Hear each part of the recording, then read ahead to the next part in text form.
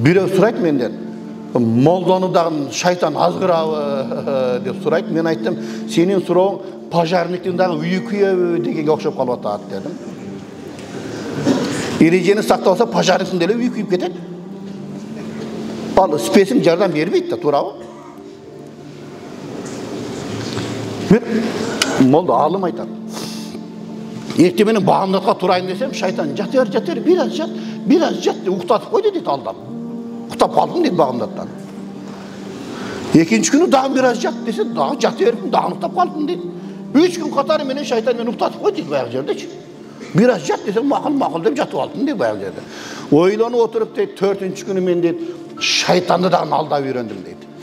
4-ші күн намазға тұрайын десем, шайтан дағын biraz жат дей берделе дейді. Мақыланда, сен жатып тұр, мен барып бағымдатты оқып, анан қайра келем чоғы жатабыз деп тұрып кетіп қалдым дейді. Көрбейсіздер бе? Демек, бұл жерде шайтан ошондай екен де, арқада азғырықтарды беріп тұрып, бізге бір қайғыны сала береді екен. Құдай Таалам өзі сақтасын, Құдай Таалам өзі арық болсын.